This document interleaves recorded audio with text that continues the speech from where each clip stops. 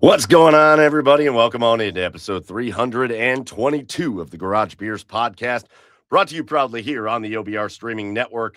Whether you're watching us on YouTube or Twitch or wherever you're watching, make sure you hit that follow button to follow the OBR or to follow our channel and get over to the OBR.com right now and hit subscribe. And I'm telling you, just again, you know us at this point. We've been doing this with the OBR for about 5 years now. We're going to talk tonight. We got a great episode talking Blue Jackets and Cavs and Guardians and even the Browns. But for Browns coverage, nobody does it better than the OBR. So get over to the OBR.com. Make sure you hit subscribe because we are right around the corner from training camp and the preseason. And before you know it, it's going to be September. And we're going to be talking about Cleveland Browns football week in and week out. And again, nobody does it better. Nobody's done it longer than the OBR. So make sure you are subscribed over there. With you as always, I'm your host, Michael Keefe, joining me out in Seattle. Find him online at Garage Beers. Joe, it's Joey Whalen. Joe, what's going on, buddy? I'm a little sad the soccer's over. You know, it's kind of like when the Olympics go away. It's like you get in the habit of watching some games and you're getting into the sports. And then, you know, we got baseball, which baseball's been good, but, you know, you're kind of in the doldrums right now. You know, there's not a lot of variety out there. So, you know, we're just getting through summer, man. As I get to be an old man, I become more and more thankful because the doldrums do tend to hurt more and more. You know, we talked about this. We talked about this last week, right? Like, maybe it's because, like, I don't go to as many games anymore. And, like, you know, I try to get down to Guardians games, but I'm only going to get to maybe 5 games. That's, you know, with a family and all the other stuff going on. That's how that's going to go. And maybe I didn't really feel the doldrums like the dog days of summer of sports when I was younger because I was just always at the ballpark. And now I feel it so much more. So I'm so grateful, Joe, for the other things that happen now. You know, the World Cup gave us weeks and weeks of just nonstop stuff. And then it'll be next year, it'll be like the Winter Olympics in the doldrums of the winter. And like I become grateful for those other things that just help pass the time. Yeah. Agreed. But, you know, it's summer. You can't complain too much. Right? Sure. Yeah, right. Especially here. We had like Seattle weather today, which I don't mean rain, but it was a high of 68. It was great. We got your weather because it was 95 here today. Gross. I am thankful we have AC in this house because, good Lord, not a lot of people do here. Yeah, no kidding. Well, listen, hey, it's the two of us to start. We've got a great way to kick this show off that we're going to get to in just a little bit. Chad will be here probably in about a half hour or so. You know, Chad and his Wednesday nights coaching some sports. We thought he was done, but then they rescheduled the game. So Chad had a little coaching to do, but he's busting his butt to make it back as fast as he can. But again, a little bit later in the episode, we got Cavs, we got Guardians. We're going to talk a little Browns, even try to get ready for training camp a little bit. So we've got a great show planned for you. If you are joining us live, like our buddy Drew in Brick City, who we know Drew, we're going to do Garage Beers of the Week in a minute, but we know Drew, he might have warmed up with something, but he's probably onto the Bush Heavies. Phil is not a bot. What's going on, Phil, who says hi to us and Drew. So shout out to Phil. If you're joining us live, jump in the comments, be a part of the show. We'll get to your comments. We'll flash them up here. Let us know what you're drinking. Let us know what you're doing tonight, hanging out with us, maybe catching some of this Guardians game, which did not go great, but we'll see how it ends. But again, a lot of great stuff planned, but we can't get to any of it until we do our Garage Beers of the Week. And so this is our segment where we talk about what beer we are drinking during the show this week. And I'm going to lead us off because I got a great one. And I gotta make Joe jealous. But tomorrow is July 23rd, which means it is officially the Christmas ale tapping at Great Lakes. So it is Christmas in July season, and I went down there and I grabbed that. The barrel-aged Christmas ale. It is just glorious. The can is beautiful. The barrel-aged Christmas ale from Great Lakes. And then, are they selling them in stores, or is it just at the tap house? In the patented Garage Beers cup. You know what? I haven't looked in stores. They have them at the tap house, though. Got that? Yeah, let me know. I need to make a special trip next week. Well, and I'm feeling jolly. I'm feeling it's a warm sensation. We got a cool day out today. Yeah, long sleeves on. I mean, you're ready for winter, guy. Long sleeves. This goes with our guest tonight, and we're going to talk about this, but our special guest tonight is from North Pole, Alaska, so it couldn't be any more perfect than having a Christmas ale. So I got the Great Lakes Bourbon Barrel Aged Christmas Ale. Joe, what are you drinking tonight? Burble. I'm running Burble. back with the Black Race. It's the last one I had in the fridge, and I did not want to let that sit any longer. So we're bringing that back. It's delicious. Hell yeah. None of you can get this. I'm sorry. Maybe I'll bring some back, and I don't know. But hey, don't assume we don't have people listening from the Pacific Northwest. That's true. This is very so true. They can get it. They can get it. We got people telling us what they're drinking in the comments. Mike Stump having a Midwest IPA. That's such a good beer. Yeah, it's solid. It's a good beer. Midwest IPA, they did a good job with that. And then they came out with the variants, like they have the hazy version and all that. They did great with the Midwest IPA. And it's kind of perfect. It's like the Midwest of beers. It's not too anything. It's just a Midwest beer. Solid by Great Lakes. With Chef Brian K, put him down for a cooler full of PBRs on ice. What up, Chef? Hell yes. Cooler full of PBRs for Chef Brian K tonight. If you are joining us live, keep putting them in the comments. We'll keep flashing them up here. But those are our beers of the week. We'll have Chad tell us what he's drinking when he shows up. But now it's time for us to get in to the details, the fun of episode 322. And we've got a great way to start this off because, again, we've got a great interview. Chad and I did this yesterday, so this is not live, just letting you know this, just due to scheduling. But this is such a cool story about a kid that was born in North Pole, Alaska, and then spent a little time growing up in Lancaster, Ohio, down in the Columbus area. And this is a guy that has spent the better part of 10 to 12 years kind of up and down between the NHL and the AHL, and he's been the model of persistence because he's had injuries and he's bounced back. And there have been times where he has just looked like a franchise player, and then he's had injuries that he's had to come back from, and he's just always come back and always bounced back, and he's done it with a good attitude. And you're going to see in this interview just why this guy's been able to have such a long career playing hockey, and now he makes his way back to the Columbus area. He signed with the Blue Jackets this offseason, and you'll see him between the pipes with his patented candy cane helmet on, I'm sure. But let's throw it over to this interview that Chad and I did with brand new Columbus Blue Jackets goaltender Pheonix Copley, and then we'll be back with you after the interview. Enjoy it. All right, newest goaltender for the Columbus Blue Jackets, Pheonix Copley. Welcome on in to the Garage Beers podcast. Thanks for taking a little time to hang out with us today. Yeah, thank you. I'm excited to be here. Yeah, so listen, Pheonix, you're new with the Jackets. Obviously a vet, been around the hockey game for a long time, but this is not your first foray into Ohio. We know you've been in LA a little bit. You've been around the country playing hockey.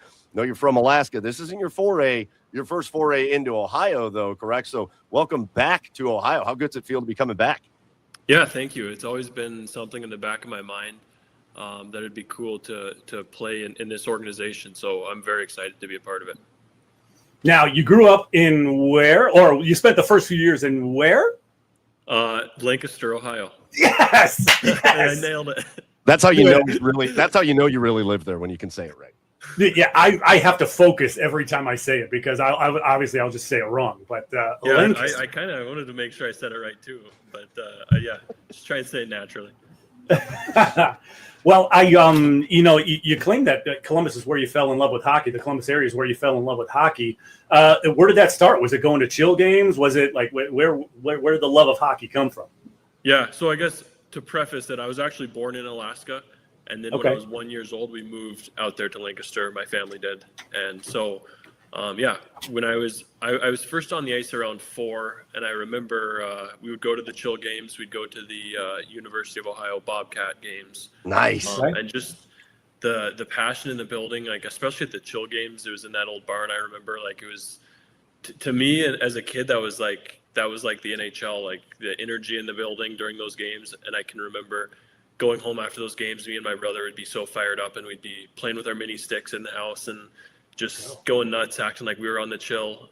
So it was a cool thing, and that's kind of where I got the hockey bug and where I learned to skate there. And yeah. Yeah, not to mention those ECHL games. I mean, you spend a little time there, can get a little crazy when it comes to action other than hockey, right? Oh yeah, especially back in the day, it was. I'm sure. I mean, I don't really remember too much of the fighting, but I'm sure there were games where it was pretty wild.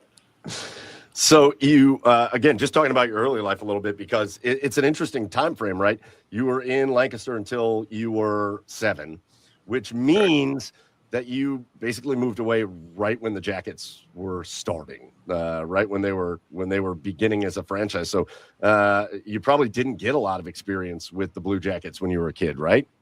Yeah, so we left in '99. I think their right. first season was 2000, if I'm not mistaken. Yeah. And so I remember actually as a kid driving by, we were somehow like driving through Columbus, and my parents pointed out the building that was going to be the Nationwide Arena. It wasn't complete yet; it was in construction, and they were like pointing like, "That's going to be an NHL arena soon." And I was like all excited, like looking at it, like, "Wow, I can't believe it!" And so I like have that distinct memory in my mind. So I always thought it was cool. Like anytime I was in that building, I was like, wow, I kind of got to see this before it was opened. And so it's kind of special in that way. But yeah, we left before the Blue Jackets actually played their first game, but kind of I was there for the build up. And I think my brother and I kind of benefited from the kind of surge in hockey around that time. And that's probably how we got into hockey, just it being kind of, they had built a couple of youth rinks in the area, and then we had ended up getting into those youth programs, and the whole kind of surge of hockey is kind of what got us into it, and then I think that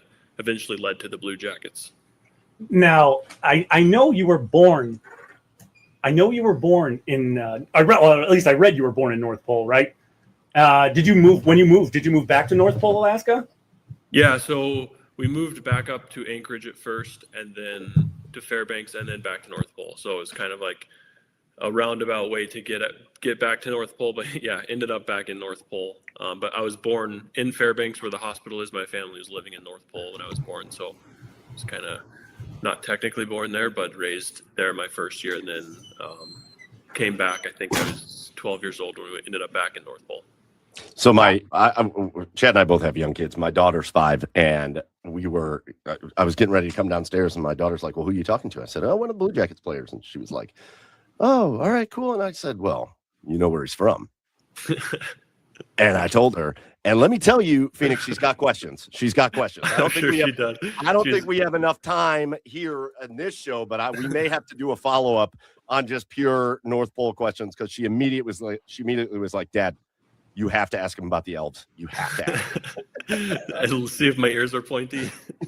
Like, I have a question. Like, there's, we'll get back into hockey in a second, but like, was there a time, like having spent so much time in North Pole, Alaska that you did, was there a time, and maybe you didn't, that you just started fucking hating Christmas? Like, did you just get so annoyed? Like, I mean, you have Santa Claus Lane, right? It's Christmas there 24/7. Like, was there ever a time you were just like, I cannot do Christmas I mean, anymore? I love Christmas. I never really got sick of it. All right. I feel like there's like the little stores and restaurants that keep their lights up and like Christmas decorations year round.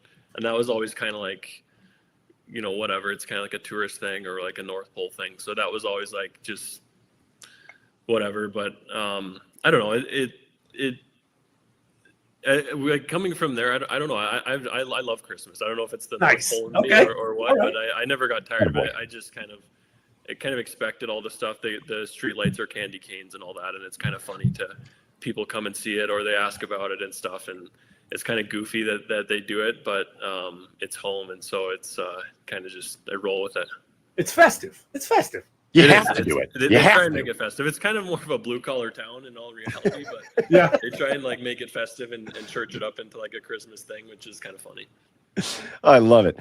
All right, so let's, you've and we can kind of work our way through the career, but I do want to talk about this offseason and just kind of what the experience has been like for you. Obviously, you spent your time up and down AHL, NHL. You spent a good bit of time with the Kings out in LA, and then you get to this offseason, and eventually you come to the decision you're going to make your way to the Blue Jackets, and you're going to come play in Columbus. So can you just tell us about the process and kind of what went into you making your way back to Ohio and to play for the Columbus Blue Jackets, where in the building that you once drove past, even though you never got to actually see hockey there as a kid?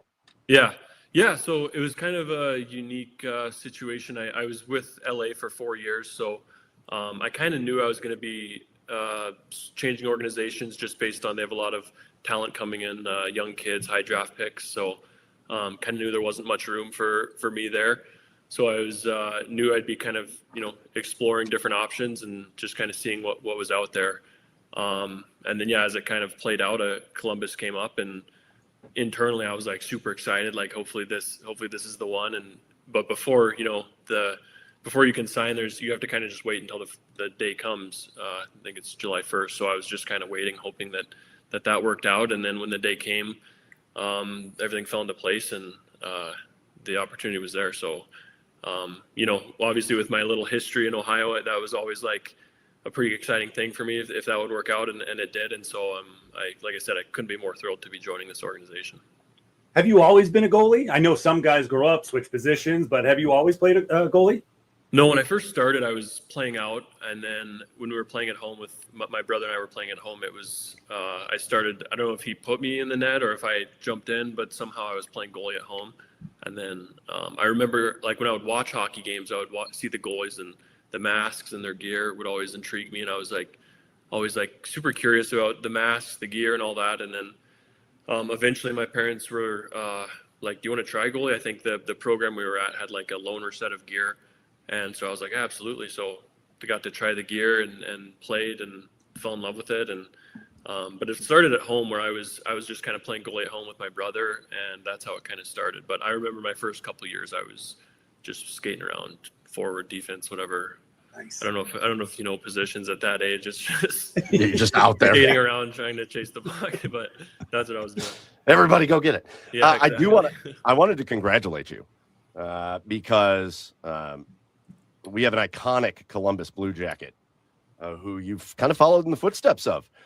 Former teammate of yours, Jonathan Quick, just iconic Columbus Blue Jacket. A long tenure, a long career here with the Jackets. I knew I couldn't take 32. It might be in the rafters. Oh yeah, you don't don't you even try it. But obviously you played with Jonathan Quick, who was just a phenomenal goalie in his time, and still playing goalie and doing his thing. But and just talk. I don't know. Have you talked to him a little bit? Just any stories from his one day with Columbus, and now you're signing here? Have you asked him any advice about? I mean, no. I tried to, when I was playing with him, I tried to soak up as much info as I could. Obviously, he's had a Hall of Fame career. Yes. Unbelievable goalie, unbelievable person. I was super fortunate to get to play with him. I was super excited because growing up, like, he's one of the guys I was watching, and just so much talent, and to be playing until he was 40, 41, that's super impressive. So I don't really have any stories about his Columbus days. It was that was pretty short. Hold on. I don't mean to correct you, but it's Columbus Day. It's his Columbus Day. But that's kind of funny. But yeah, he's an awesome dude, and obviously well deserving of his respect or his success he's had. And like I said, to play goalie like he has into his 40s is pretty incredible. So yeah, tip of the cap to Jonathan Quick. Now, I know goaltenders tend to have a reputation of being very quirky, very superstitious, very into their routines, especially on game days. I was just wondering, if I'm Pheonix Copley's teammate and I'm looking and it's game day and I'm coming to you, what's the routine for you on a game day? Are you approachable? Are you get the hell away from me? No, I try and be approachable. I mean, I'm just kind of doing my thing, getting myself ready. I don't try and shut everybody out. I try and be there for my teammates if they need any sort of, anything from me. I don't want to be shut off. I want to be a part of the group, a part of everything. So from my perspective, I'm just, doing my thing, being a part of the group. But who knows if someone, my teammates might be like, yeah, that guy's a total weirdo. But from my perspective, I try and bring the same, be the same person at practice, day to day. I try to keep it consistent, so I'm not all of a sudden shocking my teammates or shocking, my coaches by being a total different person on a game day or something. I want to be consistent and bring the same energy, the same everything day to day. So Phoenix, again, here in Cleveland, to go away from Columbus for a minute, but obviously here in Cleveland, we are an AHL town, and we've got the Monsters here. And you spent a good bit of time over your career in the AHL, especially with Hershey. You were with Hershey for quite a while, which is, one of those teams we don't like to talk about here in Cleveland, but one of those storied franchises in the AHL. So do you have any, obviously one of your new teammates, I know there's a contract situation that everybody's talking about. We're not trying to bring all that up. But one of your new teammates, Jack Reeves, was a really great goalie down here, I guess, in Cleveland. But do you have any memories of playing hockey here in Rocket Arena? Did you ever get to play here with Hershey? Because I know you kind of split time at places. Any good stories in Cleveland? I know when I was with the Chicago Wolves, we played there. I'm not sure if we ever went there with Hershey. We might have. But I know I've played 4 or 5 games there. I remember one time we came in, it was dumping snow and the game was almost canceled, and trying to find somewhere to eat the night before the game was tough because everywhere was closed. So I remember that. Another time, actually, this was, I think, every game. I don't know if they still do that, but there was those guys who dressed up like the Hanson brothers. Yes. And they're always buzzing around the crease with the shovels and getting pictures and stuff. So I think I had like 3 separate photos from 3 separate years with those guys on the ice. I don't know if they still do that or not, but I remember those guys. That was pretty funny. They did that. When did that start, Chad? That was from the very beginning. That was the franchise. Really? Yeah, from the very beginning of the Monsters. Yeah. The Mullet Brothers. I think it's Lumberjacks. I think it goes back. They were around forever. Those guys did that forever. Now, when you were with Hershey, I believe they were the Caps farm team then, right? The AAA team there. Yep. And then you weren't, like, you didn't make an appearance in the playoffs there, but you were on the Cup roster when they won the Stanley Cup. I mean, what type of experience was that? How exhilarating was that? Just talk about that, because not many people get to celebrate a Stanley Cup. Yeah, that was unbelievable. We had kind of a tougher year in Hershey, didn't make the playoffs. So I went right after our season ended in Hershey, went to Washington, which was like the day before the playoffs. So I was there the whole run, got to put in a lot of work with the goalie coach there and all the extra guys there. And yeah, it was cool. There was only 5 of us extra skaters. So it was kind of a smaller group of Black Aces. And so, yeah, we kind of got to put in a lot of work. It was tough, but it was really cool to be around the whole run and just see the team come together. And it felt like that whole group was having so much fun playing together. Like they just never wanted the season to end. And it was cool to just watch that unfold. And then obviously, they finished it with the win in Vegas, and, kind of a storybook ending to win the Cup in Vegas like that. So it was a lot of fun. I feel like for me personally, it was a really good time to put in a lot of work with the goalie coach, and it helped me prepare myself to play at the next level. So speaking of the next level, here we are with the Blue Jackets, and obviously it's been a wild ride. Phoenix, it's been a wild ride for Blue Jackets fans, for Blue Jackets players. Obviously, the last few years have been marred with tragedies, multiple tragedies, and weird contract situations, and it's been a little bit of a challenge, but it feels like there's some leadership in place. So, just talk about your conversations. Have you had conversations with your coaches at this point? Obviously, anything you maybe have heard from them or Don Waddell that just made you feel like, all right, this is the place that I feel like is going to help me, along with my career, and I can help them kind of get past this stage and get back into, hey, playoff contention and really being ready to compete, because it's been a minute now for the Jackets. Yeah, I've talked to a number of people in the organization and the goalie coaches and stuff. For me, though, just the little experience I've had in Ohio growing up, I know the passion that the people of Columbus and Ohio feel for hockey. I feel like I've kind of got it in my DNA. Just that's how I started playing hockey, was feeling that. So I feel like I can relate to that, and I know how important hockey is there. It's also kind of like a blue collar town. I feel like I'm kind of from a blue collar town myself, so I feel like that kind of is relatable as well. And for me personally, I just want to bring my best foot forward, and nothing for me would feel better hockey-wise than bringing victories to this organization. So I'm going to do everything I can to do that. And like I said, it's just a very exciting place for me to be, and I'm excited to get on the ice there. Now, we just talked about the city, the organization, and the fans. But I'm curious about your thoughts on the team itself. What do you see in the team itself? Yeah, I mean, it's a hardworking team. They have some talent, and for me as a goalie, that's all you can ask for. A team that's going to work hard and guys with skill, and I have to just do my job and do everything I can to bring victories into this organization. So my focus is just to get myself prepared and do my best every day I'm there. Yeah, I got to ask you about just, some of the guys it's going to be an interesting time. Obviously, the captain has moved on, and Boone Jenner is in Washington.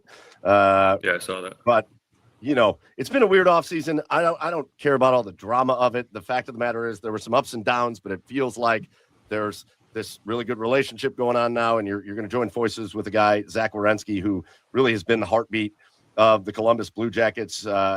Just won the Norris Trophy. He is what a spectacular year for him. He wins the gold medal with Team USA. He wins the trophy. But just talk about, having a guy like that. You as a goalie, obviously you really love your defensemen. You're counting on them to try to help you out as much as possible. So to see a guy like Zach Werenski and the rest of the defense in front of you, just talk about what that appeal is.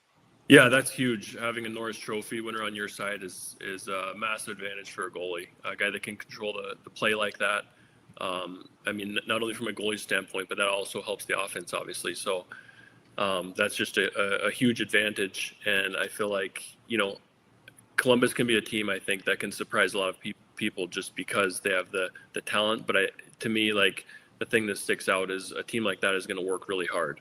And I think that's the aspect where you can surprise a lot of teams that maybe don't expect that. And then, you work hard and you have the talent. That's kind of a recipe for success. So having guys like Werenski obviously is a huge advantage, but then the depth and the hard work is what can push it over the edge. And that's kind of, as a guy from the outside who's now coming in, that's what I see as a huge advantage for Columbus.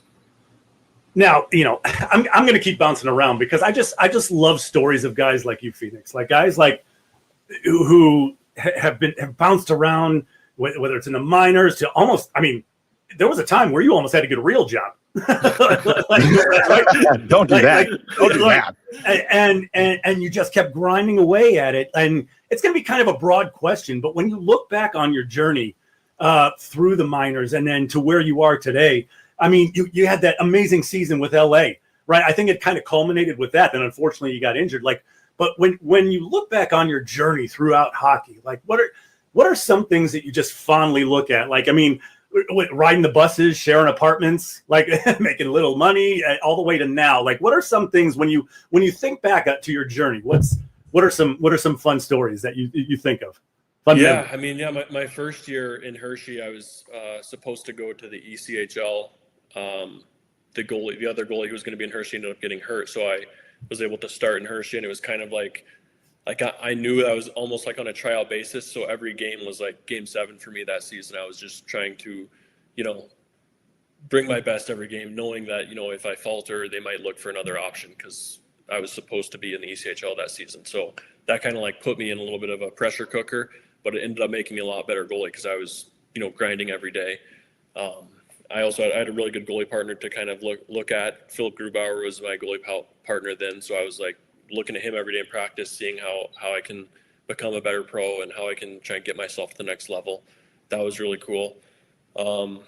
Another thing, like kind of a funny story that stands out, the following season I was traded to the St. Louis Blues, where I was with the Chicago Wolves, and Jordan Binnington was my goalie partner that season, and we had a great relationship, had a fun season with those guys. And then the following season I was traded back to Washington, and it's like, well, that was great, Pheonix. You want to go back? Yeah, exactly. It was kind of weird. I was like, in the summer they called me like, "Hey, we're traded back for you," and I was like, "What?" Huh? Anyway, so I was playing Binner. He was with Providence at the time, and I was with Hershey. And there was like 2 or 3 fights broke out, and during this, like, there was a delayed penalty. So Binner was like, it was in the second period, so he was skating to his bench, and I'm in the far end of the ice, so he's like skating kind of towards me, and there's these fights, and I was like, is he want to fight? Is he coming at me? I like kind of skate out. I kind of like come out, and then while he's going to the bench, he turns and comes to me. So he's standing with me in my zone. And I was like, what are you doing? Oh, yeah. And then like, well, shall we? So we ended up getting in a fight, and like Yes! we're still good buddies. So it was like kind of weird. We're like, are we punching each other here?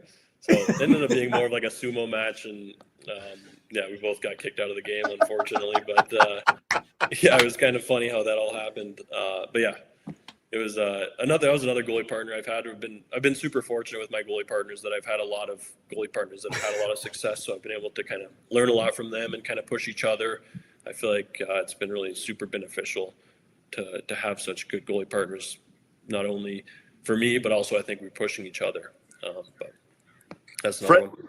Friend fights have to be one of the great things that happens. Yeah, because Just like friend in fights. the moment you're like, well, I don't want him to punch me in the face. This might be serious. So and then afterwards we're like, yeah, that was Where do you want to go get a beer tonight? Exactly. Oh my gosh. Yeah, that is wild. Just skating over like, are we gonna do this? Yeah. We making this happen? Get the boys going. I feel like goalies should have to kick. That might be dangerous though. With I the don't pads. know. Like, you get Not the skate. Oh, the pad. Yeah. Just the pad. Yeah. Those, It's hard to punch when you got their chest protector on. It's like you can't really. Throw Yeah, you got to get the core into it. Pushing each other and yeah. So Pheonix, again, we've kind of talked about this. Blue collar guy, North Pole, blue collar, Columbus, blue collar. You look at the other place. You've been at Hershey, and you're playing in St. Louis a little bit, and lots of blue collar places. But you had a good part of your career in LA, which is the opposite of that. And so just talk about maybe the little bit of the shock factor of like, oh, all right, I'm in LA now. Like I'm in Los Angeles. We were playing at the Staples Center or whatever the hell it's called now, and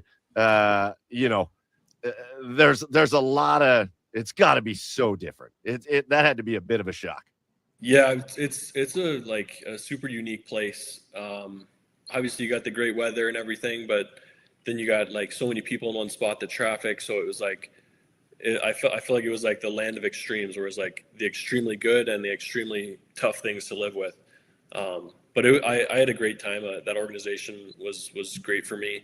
To come in to go there, I went there as the third goalie and got to a good start my first season there, and they were kind of struggling. I think the whole team was kind of struggling. The goalies were kind of struggling, and they decided to give me a chance. And it was kind of like the stars aligned. I was playing really well. The team turned everything around. So we just ended up going on this great run, and it was a blast, and it was great for me for my development and to kind of see. I had been grinding so long in the American League at that point without really breaking through, to be able to play all those games and like get consistent reps as a starting goalie in the NHL, like really kind of was good for my confidence. It was good just to know that I could do that. I believed in myself the whole time, but it was like, when is this going to happen? Like, I feel like I can play games in the NHL. I feel like I can play consistently, but it was like pretty sporadic up until that point. And so to be able to go on that run with them was awesome. Learned a lot. And then, unfortunately the next season got the injury, and so kind of started back over and grinding and working. And I feel like I've got my game to a good point now, where, I had never had an injury like that. I tore my ACL, so it was kind of a long process and a bit of a learning curve. I feel like any athlete who doesn't go through that, like the first time, you're always like chomping at the bit and maybe a little bit too much, like trying to get back as soon as possible instead of, letting the process run its course.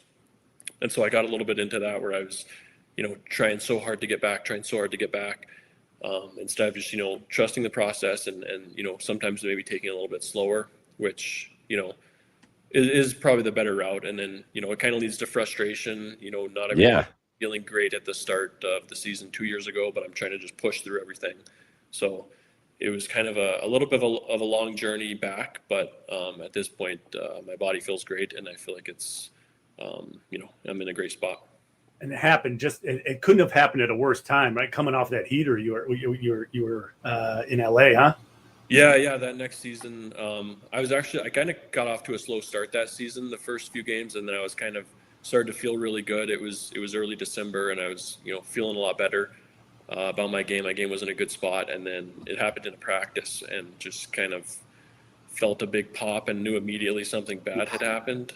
And obviously it was super painful, but it was more like the pop that I felt that was like super shocking. And so yeah, it was unfortunate, but the team took really good care of me, the doctors there and the trainers, and I'm really thankful for all that. Well, transitioning out of that, Pheonix, it's right. I mean, my final question, like obviously, we see the cabin. You're up there in God's country. That some people would call it. Spending your off seasons up there. Quite the outdoorsman. Now, I know you said you're a fisherman. Are you a hunter too? Like, what do you mostly catch? Are you a fly fisherman guy? Like, what's the off season activities that you like? So I just got into fly fishing up here in Idaho this summer. Nice. Yeah, that's been fun. It's I didn't realize how awesome the fly fishing is here, and so kind of spoiled with all the creeks and rivers around here, and that's been awesome. In Alaska, so we'll go like trout for fly fishing here. I go back to Alaska every summer and visit my family and everything, and we go fishing up there. But we'll go for halibut or salmon in the ocean. Up there, we like to go on the coast in Valdez, Alaska. It's a beautiful spot to get some fishing in, and so go up there for 5 or 6 days to fish, and it's a really good time. To finish your answer your questions, I haven't hunted yet. My brothers usually go, but they're usually going in September, so I miss out on the hunting up in Alaska. But I think eventually I would like to go. They go for deer or moose. Nice. Do not recommend fly fishing in the Olentangy. Just not a good idea. You might go shoot. Like you'll catch fish, but not what you want to eat. None you want to eat. Oh God! Like why does this fish have an arm? Oh God! Now I went to a wedding in Alaska about 2 years ago, and I forget what they call it now. Maybe you can remember. It's where you collect the salmon for the winter and you put it in the freezer. A cache? Maybe it's a cache. Yeah. Is it like a frozen thing? Yeah, I just remember like the bride's parents coming back with just a net full of salmon, and they were like, "Yeah, we just put this. We have all the salmon that you want. We put it in the freezer, and you can take some home. We can ship some home to you." But they call it something. Dip netting. Dip netting. Oh, dip netting. Yeah. Dip netting. Yeah. Boom. That's it. Yeah, you catch tons of fish like that. Yeah, that was a great time. By the way, that was a great time. Just feel the 50,000 fish just run along your shins. That's such an Alaska thing to do too. The active freezer. Everybody's got like they got moose meat, they got salmon, halibut. It's funny. So many Alaskans, they have like a big chest freezer just full of fresh meat. Just in case you run out. Just in case you ever run out. You don't have to worry about running out. Yeah, right. All right, last question here, Pheonix, and then we'll let you get out of here. But you look back at your career, and Chad kind of asked you some stories from your career, which were great. But then you get to a point, and we tie this all together with the Blue Jackets. You get to a point, and I can only imagine. Don't be insulted by this, Pheonix, because Chad's got you beat by 10 years. I got you beat by 7 years. All right, so you're the young gun on this podcast. Come on. However, you look back at this time and you go, there had to have been a moment where you look and you go, holy crap, I'm like the veteran. I'm a veteran in this league. I've been around for a long time, and I've played games in and out of this league and the American League and all that stuff for a long time. So you talk about the opportunity for you. You're feeling good. Your health is good for the first time in a minute, and obviously it's a Blue Jackets team here that is just looking for guys to come in and make plays and help excel to that next level, to that competitive level. And so, you look back and have you had that moment where you're like, man, I'm a vet now. You come in, you know what to expect. You got to meet your teammates and get to know them. But, do you get looked at a little different? Like, we're going to look up to this guy a little bit. Yeah, I've kind of noticed that over the last couple of years. At a certain point for me, it kind of came as all of a sudden like, oh, wow, yeah, like I am the oldest guy on the team now for 2 straight years. And so it's a little bit of a shock, but for me, I'm cool with being the veteran presence if that's the case, and leading by examples, and helping the team in any way I can. And for Columbus, like I said earlier, there's nothing that would make me happier than to go into that organization and help bring victories. And so yeah, I'll just kind of do what I can, lead by example, and hopefully, at the end of the day, everyone's smiling and we're having victories. And we're playing more than 82 games. Pheonix, man. 84, more than 84 this year. 84. Yeah, I forgot 84. I can't keep track of all this stuff. Listen, it's been awesome having you on. I think the fans are going to love. All we got to do is play that part where you talked about the fans and the passion and how it helped form you into a hockey player. But they're going to love you in Columbus, and I think you're going to love playing there. Again, the fan base, no matter what happens on the ice, is one of the best fan bases in hockey, and we're very excited to have you. Excited to have you back in Ohio, and we were very, very grateful for you to join us here on Garage Beers. Yeah, thanks for having me, guys. I'm super excited to get there.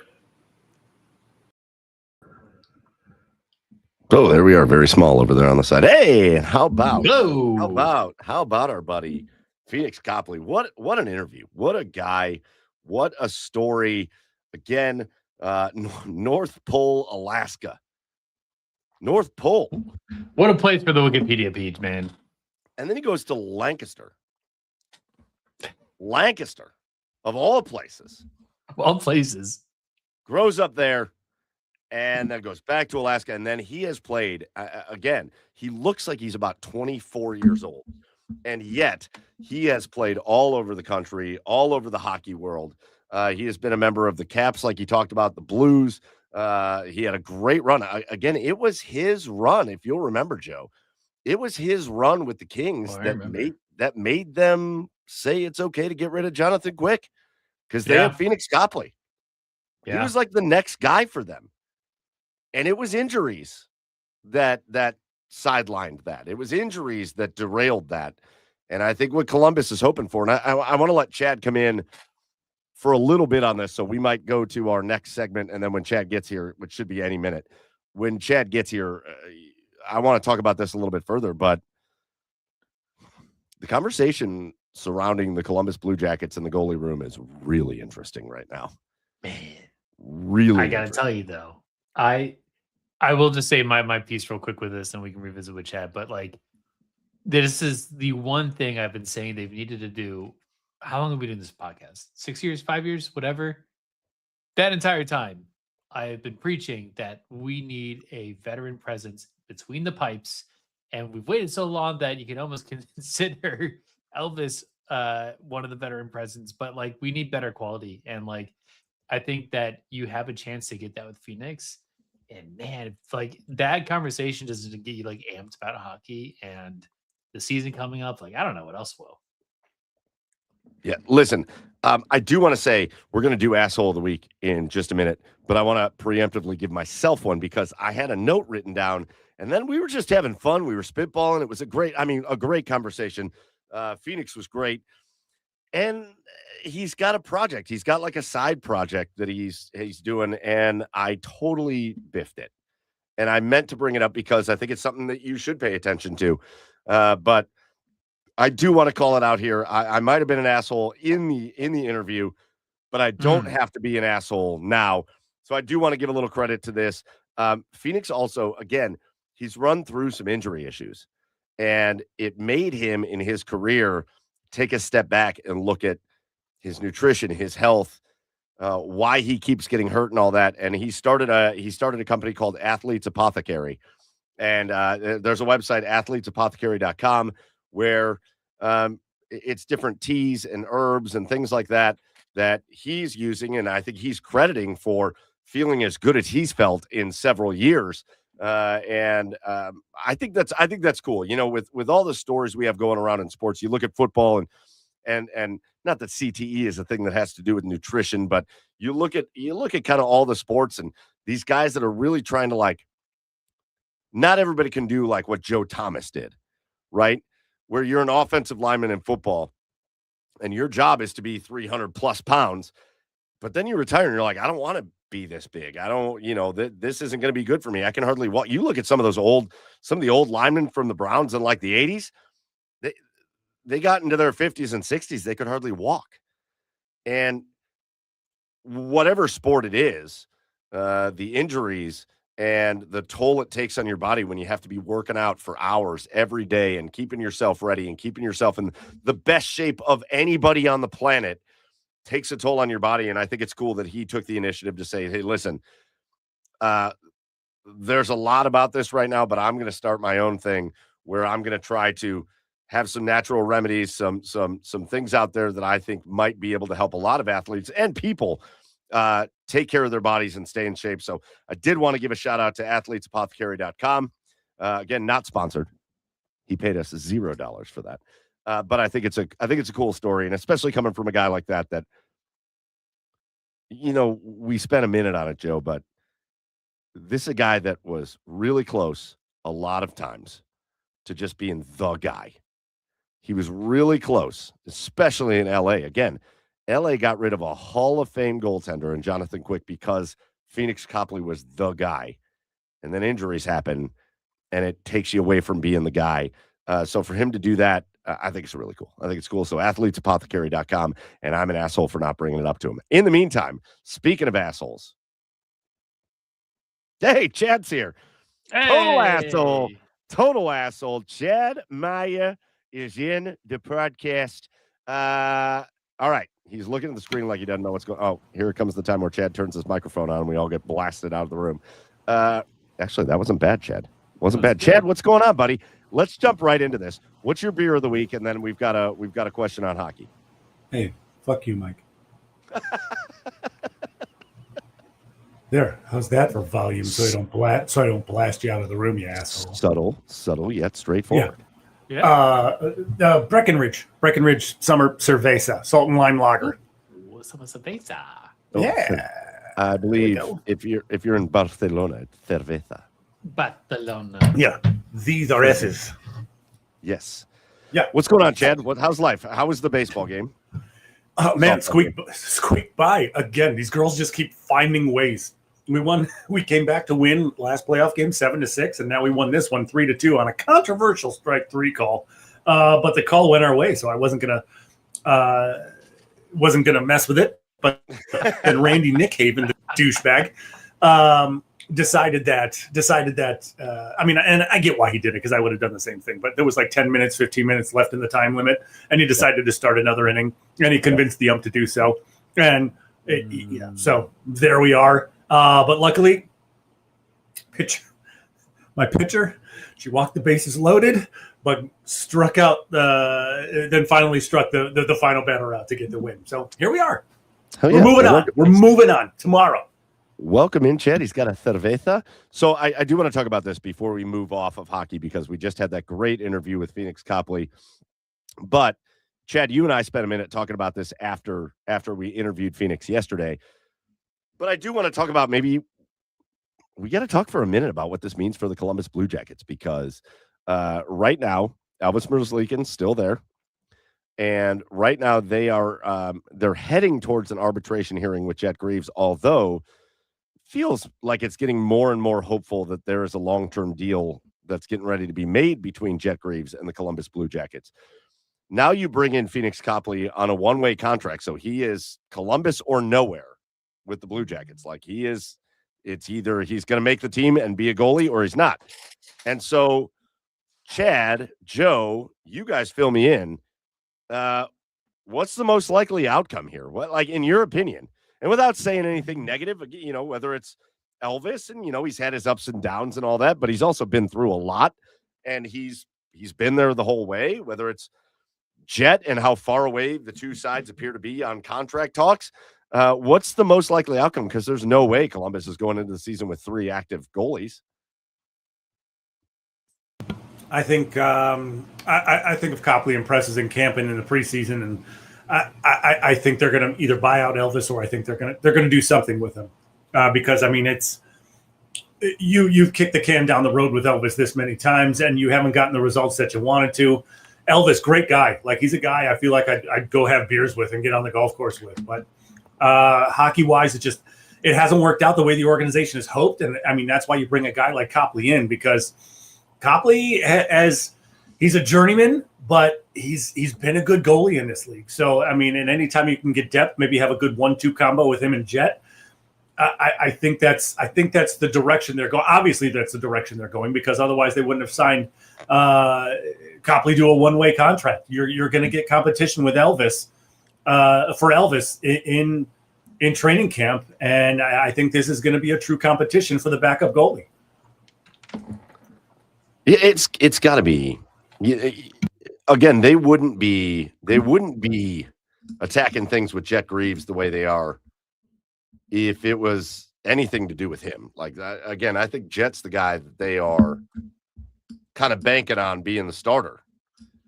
But you also look at, you talked about it, Chad, and we talked about it with him a little bit.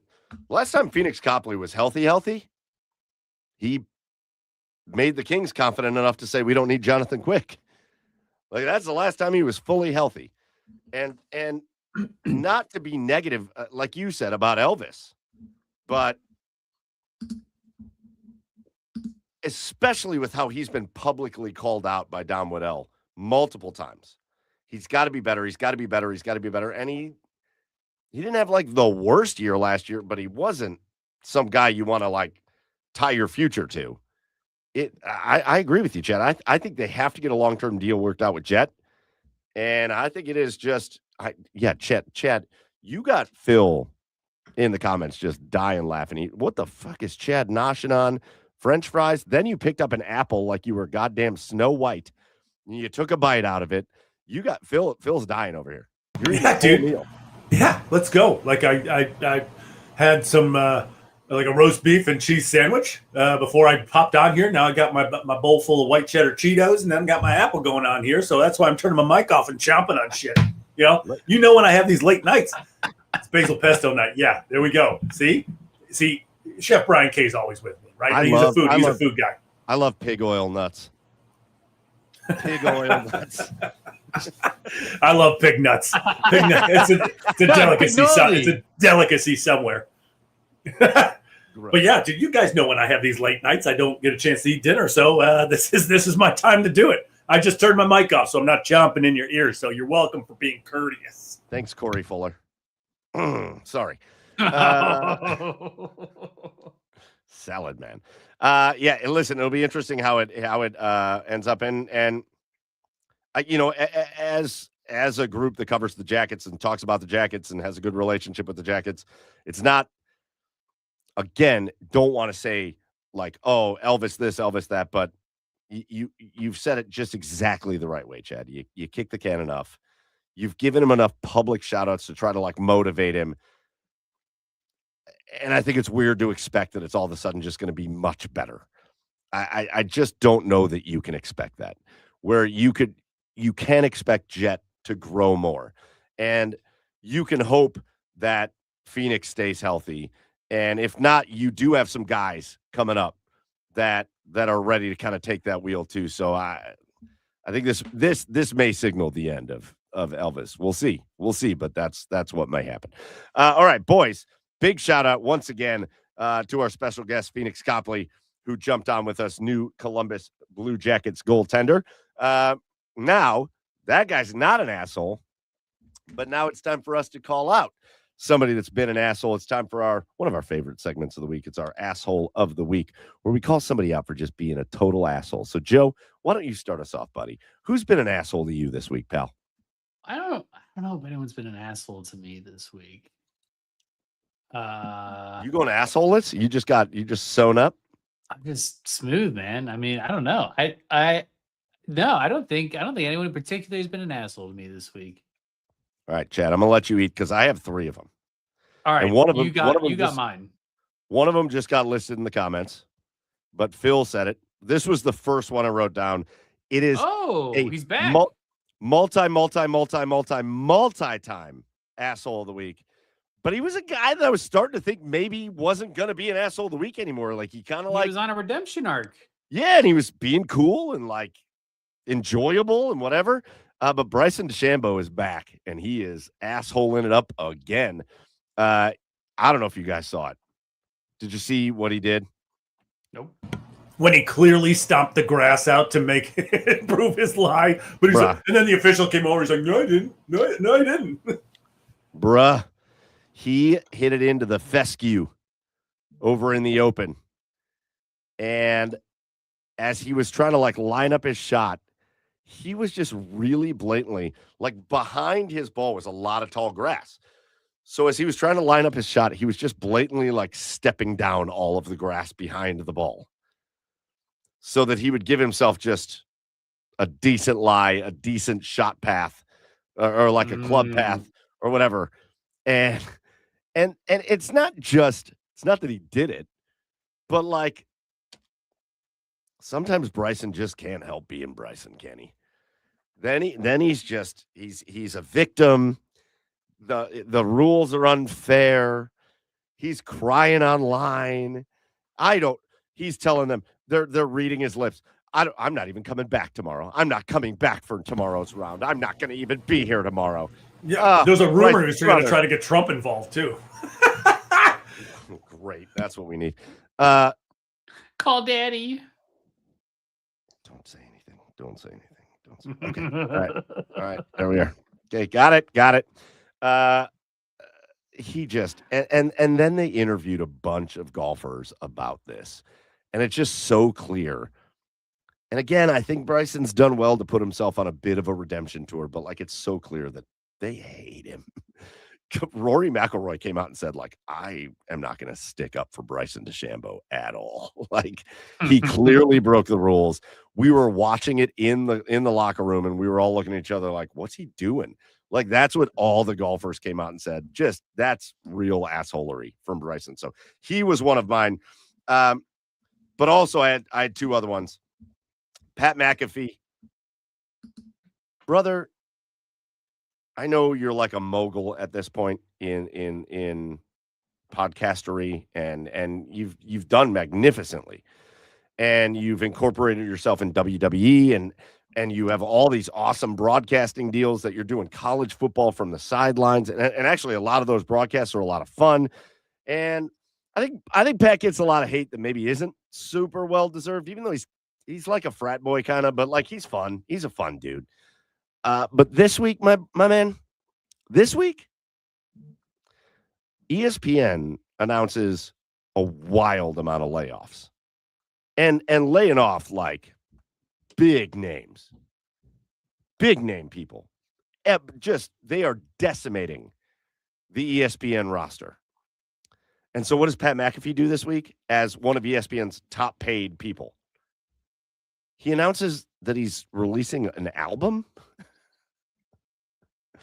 Like he's yeah.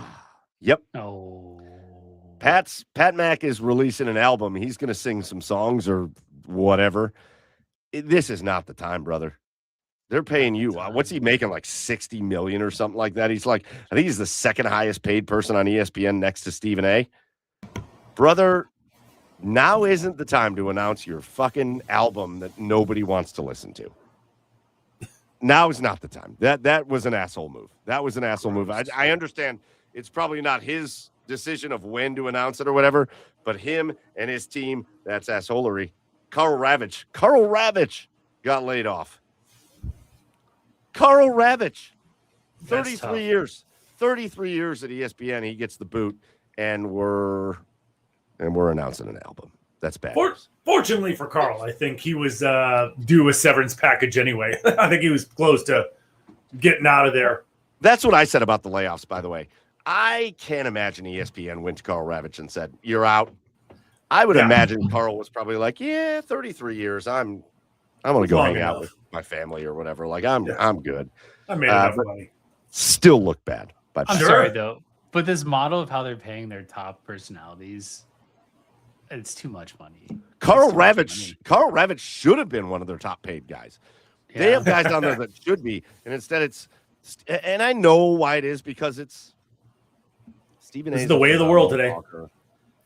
Pat McAfee's a phenomenal talker. I know, but it's just the disparity, the gap. I mean, it's too much money for a talk show. And we still can't get SportsCenter back. Like, we still can't just have a normal SportsCenter. It's just a talk. Is that show still even on? Is it still on?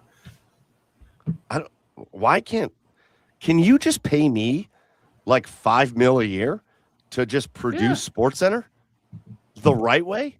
Can I get paid? I guarantee ESPN. I know you're watching ESPN. I know you're watching. Yeah. I guarantee you, you pay me, Chad, and Joe $5 million a year each, $15 million a year. Are we all good with this? Yeah, with of course. Yeah, of course. We will produce SportsCenter in a way that makes it the #1 show on your network. Don't worry. Easy. Mickey is always watching. The offer's on the table. I love Mickey. Stop that. Offers on the table. Call us. You know how to get in touch with us. No, you don't, but you'll figure it out. All right. I'm going to make this We'll call you. No, we won't. I'm going to make this one quick. My last asshole of the week is, and this I just saw this right as we were coming on, but I wrote it down. Jake Paul, which can also just be perennial asshole with like Johnny Manziel. Jake Paul, the guy who has bragged about being from the streets of Cleveland, even though he means Crocker Park and the mean streets of Westlake. Jake Paul's comments, I might have been tonight, where he was being interviewed and he said, yeah, a bunch of NFL teams have reached out to me for my services because there's just a ton of mediocrity in the NFL.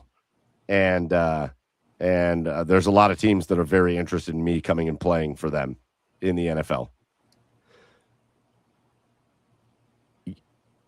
You're a bitch. I have no other way to say this to Jake Paul. You have mocked the sport of boxing. You basically killed the sport of boxing. People say you made it better because people watched it. No, it was a mockery. You ruined the integrity of the sport. You made a mockery. You showed that a bunch of boxers, if you pay them enough money, will not kick your ass even though they can. That's what happened until his last fight where he got his ass knocked out. You made a mockery of the sport of boxing. Nobody, and I want to make sure this is very clear, there isn't one NFL team that has reached out to Jake Paul and said, you want to come play for us? Not one. Not a single one. Wait, what? You play, yeah, Waterboy? right. What are we Not talking a about? When did you single go one. play? That'd be awesome if all 32 NFL teams just had a joint statement tomorrow saying nobody has reached out to And Jake Paul. Not a single The one. Browns will sign him. Yeah, probably. Probably. And he would immediately get cut after the first practice. What are we talking about here? Guy's an asshole. He is he's one of those guys. He's one of those people, you know, the people I'm talking about just have dead eyes. Jake Paul has dead eyes. There's nothing going on back there. Nothing going on back there. But he's an asshole for that. So I had 3 assholes. Joe, you can have whichever one you want. Which one did you like the most? Westlake's finest right there, man. I'll do Rio I'll do the Tuscan Grill, baby. I'll do the ESPN one. That one also kind of pissed me off. So that's Yeah, a you good can one. have that. Chad, asshole. Oh boy. Yeah. So I need to preface this. I need to preface my asshole As one does. by saying that. Do you need a bar of soap for that? But yeah, I think so. By saying that I have 0 issues with athletes making as much money as they possibly can while they can, because Correct. you are forever and always one play away from it all just going away. So get your Correct. bag while you can. Correct. That being said, if there's one thing that I hate the most when athletes do, or anybody involved with professional sports do, is when they try to downplay the money that they make. Oh. And I did All right, this. we can have this talk. I'm ready for this. Yeah, and I did this because when I came across the Rich Paul comment about saying I've got guys 22 years old with $200 million that are making $200 million. Again, I have 0 issue with you making as much money as you possibly can when you can, but don't. yeah, exactly, Phil. Don't try to dumb it down to make it seem like that you're on the common man's level. It is a lot of money. It's not a lot of Rich Paul tried to say it's not a lot of money. It is a lot of money. You just got to be smart with it and surround yourself with the right people. Don't try to make it relatable and think that and make it seem like that your problems are the same as the common man's. Just don't do it. But yeah, $200 million. Yeah, it's a lot of money. It's a lot of money. Athletes make a lot of money. You just don't have to be a moron. That's it. I think so. This came up recently because of Northeast Ohio native CJ McCollum. and he did an interview about, if you make so much money, you're going to get taxes, and then you're going to do this, and you're going to do that, and all of a sudden, you're not going to make as much money as you thought you were going to make. And I think CJ got way too much hate for it. People jumped on him because here's the problem. I think a lot of people, cognitive dissonance, they had trouble differentiating what he was talking about from like normal life. They thought he was saying, well, once you pay your taxes on, you make this many millions, but now you're down to like 900 and some thousand, whatever. Like, when you go back and watch what CJ was saying, he wasn't trying to like compare it to like the average guy. I think there's a fine line. I like when athletes speak up because so many athletes blow all their money because they get that first $5 million check or whatever, and they think that's enough and they're great. But then they go buy a $3 million house and they buy a $900,000 car, and all of a sudden they tear their ACL and those checks aren't coming in anymore, and they can't pay for anything anymore. I think some athletes, I think CJ was trying to talk to athletes and say, hey, just because you sign this contract doesn't mean you're just good all the time. You got to pay your taxes. That $5 million contract isn't going to be $5 million in your pocket. So you need to be smart about it. And he got so much hate about it because the average person was like, oh, like it's not enough. And I don't think that's what he was saying. Like, I think I think we have to be able to differentiate. Like, if there's an athlete out there that's like, woe is me, I signed a $20 million contract and I only got $12 million. Asshole.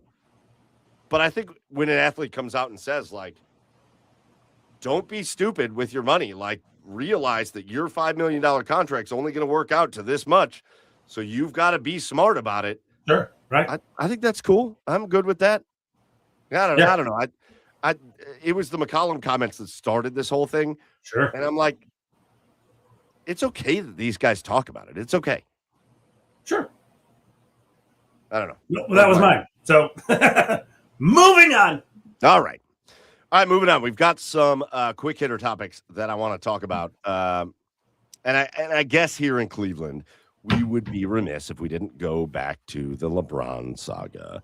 And to be honest with you, I have no desire to talk about the LeBron saga itself because nobody fucking knows where he's going. If I see one more, and I know I said this last week, guys, but if I see one more goddamn post about Kalshi or Polymarket being like, well, Kalshi says the favorite is this, they don't know. The big news of this week was the Miami Heat's official YouTube page putting out a thing that said, like, July 27th, LeBron James official welcome press conference. And everybody exploded. And then it was like, Kalshi is like, oh, Miami's the one. He's going to Miami. Even though all that happened was, the Cavs have shells already written for LeBron rejoining the Cavs.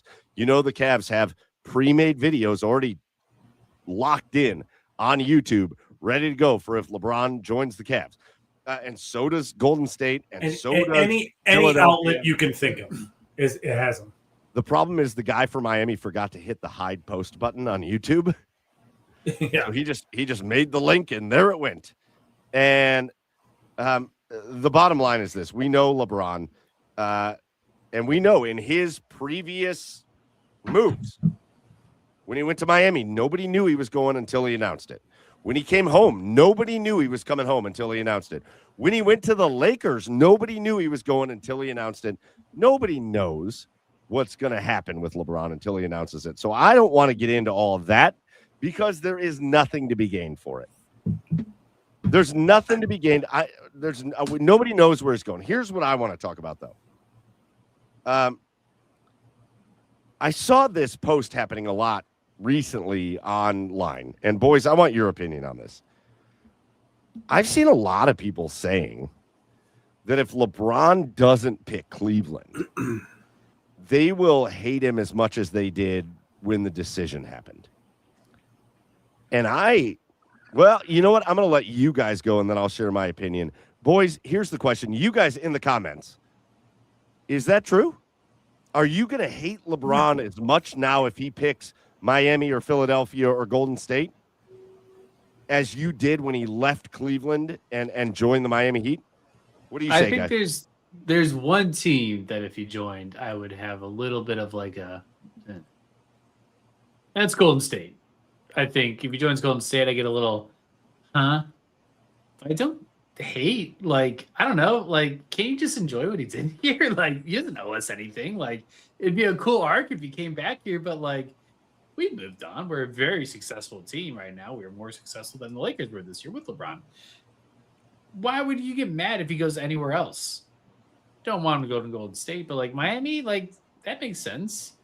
Philadelphia would be kind of weird. I don't know. But like good winning potential there. Cleveland makes a lot of sense and would make us all very happy. But like if he doesn't choose Cleveland, I'm not going to be like, it's not going to be like when he went to Miami. There's nothing worse than that moment. But no, I'm not going to be mad at all. He embarrassed this city on live TV back in 2010, whenever that decision was. The man paid his penance and came back and delivered you your first championship in 50 plus years. The man owes this city and this franchise absolutely nothing. The fact that you're hitching your wagon to him coming back to the Cavs just because you think he should, just because you just, oh, he's from Akron, is absurd. It's absolutely absurd. The man is 41. Wherever he goes, it's most likely going to be the last place he ever plays basketball. He can take his time. He's earned the right. He's one of the top 3 greatest basketball players of all time. However you want to order that, I mean, that's a completely different argument. He has earned that right to go wherever the hell he wants to. The fact that you feel like he owes it to you to finish his basketball career in Cleveland is absolutely absurd. This has, and not to mention, everybody likes to talk about how LeBron, wherever he goes, he leaves teams in shambles. He leaves them. This is completely different from that because guess what? If LeBron James doesn't decide to come to Cleveland, nothing, literally, well, outside of Dean Wade going to Philly, literally nothing has changed about this basketball team. Nothing. It changes nothing. You still have a team that went to the Eastern Conference Finals last year. Say what you will about how they got there. It was a grind. Yeah, they got a lot of things to improve on. You still have a very competitive, very good basketball team, regardless if LeBron comes here or not. So this is very, very different from the 2010 decision when he was leaving a team that was absolute bullshit anyway because it was their fault for not being able to put a team around him.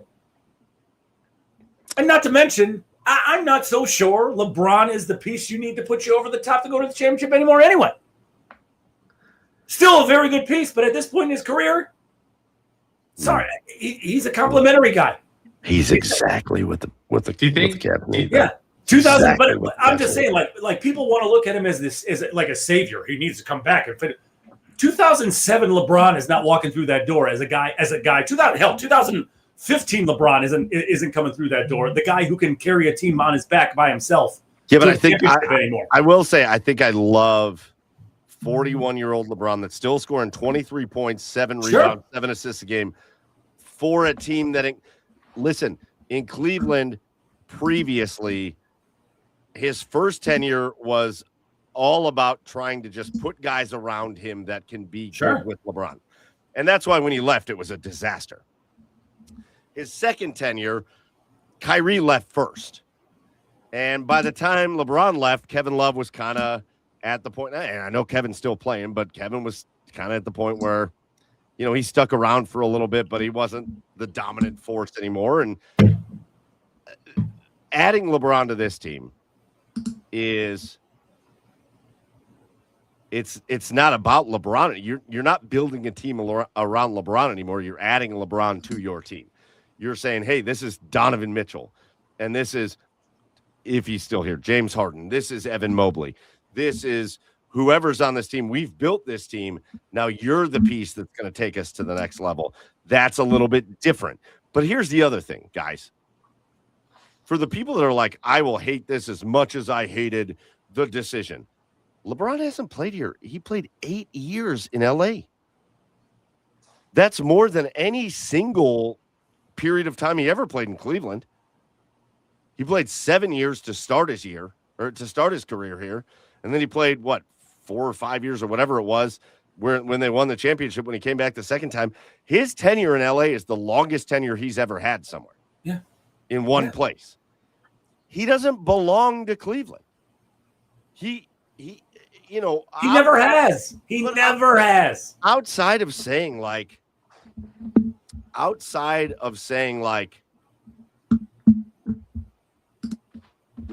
we want him to come home.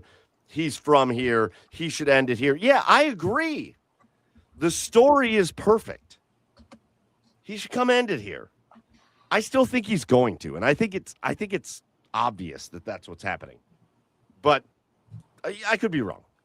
But that's what I would put money on him coming here. But if he doesn't, good for you, dude. You whatever. You're 41. Go finish your career wherever you want to. Do you think he has ChatGPT where he should go? Do you think the Browns there I just did. What did it say? Bodes well. Bodes well for the Cavs? Oh, It okay. actually ranked them too. Whoa. In fourth place, we have the Philadelphia 76ers. That's surprising. Third place, the Golden State Warriors, the iconic aging duo of Steph Curry and whatever. Miami Heat and Cleveland Cavaliers #1, baby. So hey, if you listen to AI, he's a lot. But here's the thing. I see this in the comments. Phil says, if he goes somewhere else, his legacy is that he's a mercenary looking for titles, whether he wins or loses. And I think you could say that about his move to Miami. Nowhere else, though. People are going to act like his move to L.A. was him being like a mercenary, him title chasing. That L.A. team stunk when he went there. Sucked. They were terrible. They were terrible. I'm sorry. The bubble championship. I mean, it counts. Stop it. I know. I know it counts. Every team had a chance at it. Why do people discount that? Every team had the same chance at it, and they won it. That's weird. But this is the jaded lover. This is the jaded lover Cleveland syndrome. Cleveland sports fan syndrome. He hasn't played here in a decade almost. It's not even a jaded lover. His legacy is not affected in my mind if he decides to go play in Minnesota, Denver, Washington. I don't give a shit where he goes and plays. I would like him to play here, but his legacy is not tarnished if he goes somewhere else. That's a wild thing to say. Yeah, it's not a jaded lover thing. I don't know. People feel like he should come back here just because they think he should. They think he's. I don't know. Yeah. I don't know. I don't know why people are so adamant about. Oh, I mean, I know why people are so adamant about it, but it's like it is. It's like they feel like he owes this city to end it here. Would it be cool? Sure, but why? But there's nothing. The man owes you nothing. So you're going to be pissed at him about it? Bandito says, is it more about the passion of the fans, knowing he's the piece we need? Well, yes. There is this hope factor with the fans, but it's not about that. I hope he comes here. I want him to come here. I think he is, like Bandito said, kind of the piece we need. And people that are saying that he's not, that's wild. He's exactly what the Cavaliers need. But the Cavaliers aren't just in a hopeless situation without him. And that's the other thing that drives me crazy. People are acting like, and people are saying, well, he's, by taking this much time to make his decision, which I think is lame because we know why. He is, by the way, he's made his decision, and he made his decision weeks ago. LeBron knows where he's going. He's always known where he's going. Things aren't changing. It's nonsense. This thing that LeBron, I'm not trying to glaze LeBron. This thing LeBron does where he's like, I don't know where I'm going to. Yes, you do. You are the most calculated human being, I think, on the planet. Everything is calculated about this guy. He knows exactly where he's going, and he knew it probably in January. Having said that, this whole, I don't know, man, this whole I think it's annoying that he's taken this long too. I think it's only self-serving. Yeah. It's only self-serving. He's like having fun with this, but it's annoying. Having said that, like it is what it is. And for all the people that are like, well, he's holding up the Cavaliers offseason. No, he isn't. No, he isn't. The Cavaliers are waiting for him. But who has been signed elsewhere that you think the Cavaliers were actually going to go after? They weren't going after Jaylen Brown, and frankly, I didn't want them to. They weren't going after Giannis. I didn't think they were ever going after Giannis. Who have the Cavaliers missed out on that they missed out on because of LeBron? And follow-up, acting like if LeBron signed somewhere else, the Cavs are just stuck is wrong. It's wrong. There are still plenty of moves that you can make this offseason. Like, we're just waiting to see what happens there, and then we'll go from there. Everybody's so damn dramatic about this. Or you run it back with the same team that took you to the Eastern Conference fucking finals. Well, you gotta. Sure, I know, but at bare minimum, that's what you're doing if LeBron doesn't come in. Like this Cavs team, it's like all of a sudden this Cavs team is just going to go into the pits if LeBron doesn't go. No, it's not. It's the same team. Right now, what we're doing is waiting to find out whether Max Strus and actually, I hope LeBron signs a contract to where Max Strus can still be part of the team or whatever.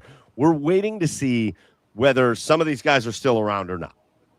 Because otherwise, yeah, you're right, Chad. You can make a couple other additions, minor additions, or like a guy like Jonathan Kuminga or something like that, who is not my favorite player, but you can do it. And you can roll into next year and you can be really good again. But like, I don't know. It's so dramatic and it's disappointing for me because I think we are tougher. Like, as Cleveland fans, we're supposed to be tough. We've been through everything.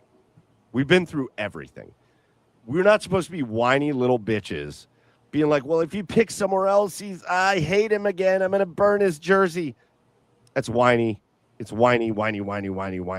It is nonsense. It is embarrassing. If he picks Philly, go to Philly, man. And when he comes back to Cleveland, I'm going to cheer for him because he won a championship. And if he picks Miami, go to Miami and finish out your career. And when he comes back to Cleveland, I'm going to cheer for him. I want him to come back. I think they can win a title with him. I think he's still good enough to do that, and I think this team is good enough to do that. But if he goes somewhere else, man, he's 41 years old. He's given 23 whatever years of his life to this game. He's won championships everywhere he's gone. Go do your thing, man. I hope you come to Cleveland. I want him to come here. I want him to be a part of this. I think they can win a championship next year with him. But if he goes somewhere else, I do not hate him. Period. Sure. And from my perspective, I'm an NHL guy. I like LeBron for the last 8 years, I've kind of forgot about him, if I'm being honest with you. I mean, only paying attention to the Cavs, I kind of forgot about him. Not being a huge NBA guy. So if he goes somewhere else, I'm probably going to forget about him for the next couple of years. Yeah. And when he comes back, and when the statue is built, because there will be one day of him, when the statue is built, I'll be right there cheering along. Yes, 100%. I don't know. It's just I don't like the whininess. Grow up, act like adults. It's just he can do what he wants. I hope he comes back. And again, I still think he's going to. And again, this whole situation makes me hate Kalshi and Poly Market and the such because it's not a predictive market. You stupid assholes. Breaking news. Oh, here we go.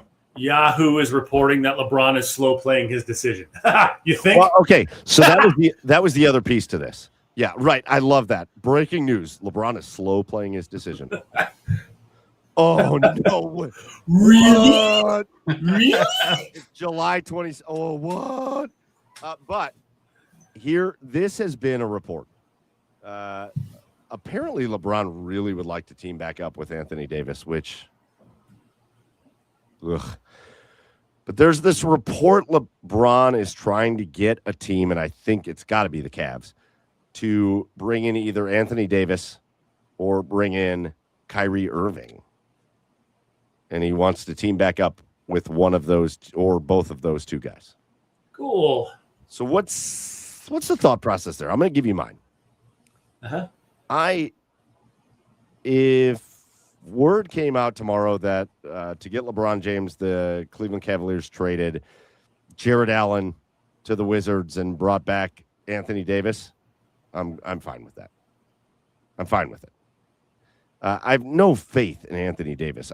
I know he's a great talent, but how many games is he going to play? 20. Gonna play? He's going to get a hangnail and be like, "Oh fuck, I hurt." Right. Yeah. If that's what it takes to get LeBron, and your starting lineup is James Harden and Donovan Mitchell and LeBron and Evan Mobley and I love the idea of Evan Mobley and Anthony Davis next to each other. I love that idea. That is violent for other teams to have to deal with. I'm good with that. Kyrie, I don't even know what you do to get Kyrie. Like, you would have to do like a sign-in trade with James Harden? And then you got Kyrie and Donovan Mitchell and LeBron and Jared Allen and Evan Mobley? Okay. Like, if we're talking about Jared Allen going out and maybe like one other guy for Anthony Davis, okay. All right. I like Jared Allen. I love him. I love rooting for him. I think he's a great person. If you're going to do that, that's okay. If we're talking about like James Harden going out for Kyrie Irving, all right, I can deal with that. I don't want to rip this team to shreds to bring in like an old Anthony Davis. I'm not. People are like, would you trade Evan Mobley for Anthony Davis? Get out of my face. I didn't want to trade Evan Mobley for Giannis. I certainly don't want to trade Evan Mobley for Anthony Davis. No, thank you. If you're asking me to pick, I would rather trade for Kyrie than Anthony Davis. At least I know. I mean, I know no games out of him too. Yeah, yeah. But I God, you know what? I don't know. I don't know. We'll see what happens.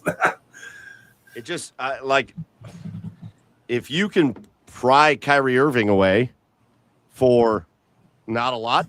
Again, James Harden. I think James Harden. I would love to watch a full season of James Harden on the Cavs. I think it would be a lot of fun. But we know what he is at this point, and we know he's lost a lot of steps over the course of his career. So if that's what you're giving up to bring Kyrie in, cool. I'm good with that. I'm not good with sending out guys that are important to this team for Kyrie Irving. I'm not good with sending out Evan Mobley for Anthony Davis. I'm not good. Like, that cannot be a thing. No. So if that's what LeBron is slow playing it for, and these teams are not willing to give up on these guys for players like that, you know, like, again, Jared Allen for Anthony Davis, I almost feel like I don't even love that so much. But, like, if that's, like, the maximum I'm willing to give up for this. Otherwise, LeBron, if that's the key sticking point, go play with Giannis, man. Go enjoy your time in Miami. Have a good last couple of years of your career, and let's move on. Like, yeah, for sure. I love Anthony Davis as a player, but I don't trust his ability to stay on the floor. Like, I just don't. could you? I mean, it's like when I think about the idea of Evan Mobley and Anthony Davis being a 1-2 punch down low for the Cavs, I think great. Like, if it was a healthy Anthony Davis, fucking awesome. Yeah. No, like, what is a healthy Anthony Davis? I don't know. New Orleans, right? He played for them once, right? Kentucky? Yeah. I mean, really? Listen, I want LeBron here as much as anybody. And I want them to do whatever they need to do in reason to get him here. I do not want them decimating this roster to get LeBron here. 41 years old. I love him. He and I are the same age. It was fun growing up, watching him come up. There was a lot to it. And I will always love LeBron James. He will always be one of my favorite basketball players, always. But we're not decimating the Cleveland Cavaliers to bring him here. If he wants to come be a part of it, then come be a part of it. Right. You want to come help win one more title here in Cleveland? Come help win one more title in Cleveland. Do not decimate this thing in or out of your way. Like that's it for me. That's it. All right. Super quick hitters because I know we're already over. But Joe, I want you coming in on this one. About 5 weeks ago, we watched Jose Ramirez leave the lineup for the Cleveland Guardians. And at the time, Joe, we also watched Chase DeLauder leave the lineup, and we watched Angel Martinez leave the lineup. Now, we've had Chase back for a while. Angel still not back.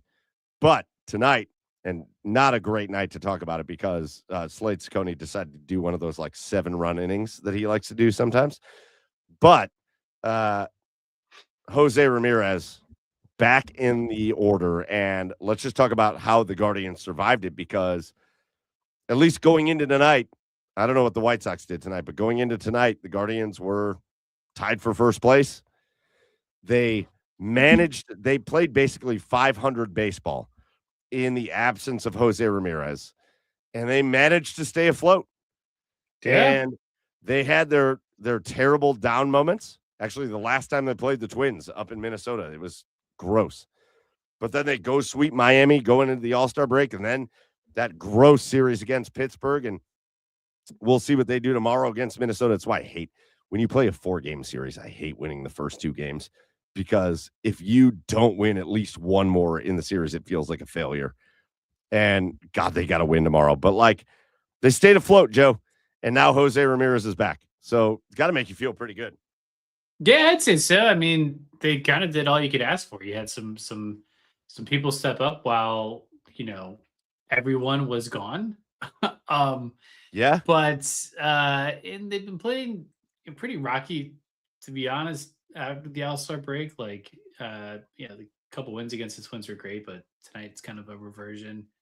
Yeah, I hope he can bring some energy to the lineup. I mean, he got 2 hits today, so that's incredible. I think the one thing you worry about with the hamate bone is, you hear that guys just aren't the same until next year. I think coming out of the gate with 2 hits right off the bat, like that's just like Jose Ramirez for you. And one of his at bats where he didn't get a hit, he had an RBI. So yeah. So no, I mean, I feel really good about this team still. It'll be exciting getting on Angel. I think he's rehabbing right now. I think he's with Rubber Ducks. Maybe he's back in Columbus. So he should be back, I would imagine, the next week or so. I think maybe Chad and I talked about this, Joe. What I don't know if you have any specifics in mind, but like,